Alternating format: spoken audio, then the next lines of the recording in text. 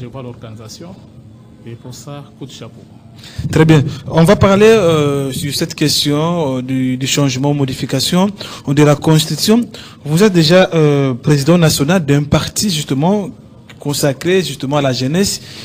Quelles sont vos impressions? Quelles sont les analyses que vous faites par rapport à cette question du changement, modification de la Constitution également? D'abord, je dois commencer par saluer Son Excellence, Monsieur le Président de la République, qui est notre haute autorité politique, qui nous donne de bonnes orientations pour les biens du peuple congolais. Je salue également le prof Mbata, qui est notre secrétaire permanent au sein de l'Union sacrée de la Nation. Alors, pour ce qui nous concerne, nous, en tant que mouvement pour le renouveau de la jeunesse congolaise, un parti politique qui a été créé depuis 2010, donc vous comprenez déjà que c'est déjà 15 ans d'existence en tant que tel. S'il faut directement aborder la question liée au projet du changement de la Constitution, parce que jusque-là c'est encore un projet, malgré les agitations, nous voyons déjà comment manipuler le peuple dans Makambo Italie au article 64. C'est ici l'occasion pour moi de dire na Makambo Italie Constitution ya mboka ezali loi fondamentale.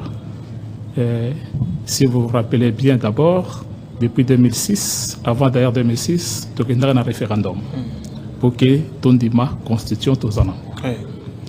Alors, ça ne sera pas quelque chose de nouveau aujourd'hui. Ce qui essaient du peuple à se prendre en charge, à l'oba un mot par rapport à la Constitution Tozanango, par rapport à l'évolution des choses. Parce qu'il faut rappeler que d'abord, notre Constitution avait été conçue dans un contexte particulier, un contexte post-conflit. Les pays étaient déchirés, on avait besoin de la paix, il fallait taire les armes, et la Constitution a été conçue dans ce contexte-là. Après, vous allez vous rendre compte, c'était une Constitution taillée sur mesure. Alors, aujourd'hui, les choses ont beaucoup évolué.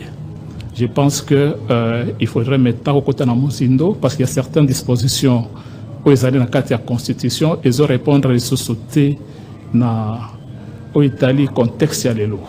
C'est pourquoi il y a l'article 5 qui remet le peuple dans ses responsabilités. C'est-à-dire qu'il faut donner la chance au peuple de pouvoir décider par rapport à l'Obinaï. Président, vous parlez également de cette constitution et où il y a un conflit, mais on a vu le président Félix Tshisekedi, au moment qu'il était à l'opposition, il était contre pendant que Joseph Kabila cherchait à modifier.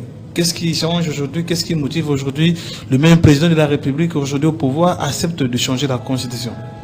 Non, vous savez, il faut partir de l'histoire de notre pays. Il faut qu'à un certain moment, on a connu des guerres dans notre pays. Il y avait, on pouvait appeler cette constitution la constitution de belligérants.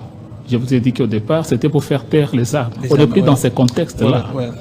Contexte tozanango ezali kotonga mboka ya kosala ke mboka ekende liboso, mais na kati ya constitution ezali na ba disposition, c'est-à-dire il y a certaines faiblesses où ezali ke epoussé biso lelo tomeka kotika peuple à s'exprimer. C'est pourquoi d'ailleurs je salue ici l'initiative du référendum qui a été voté au niveau de l'Assemblée nationale également. Exact, c'est-à-dire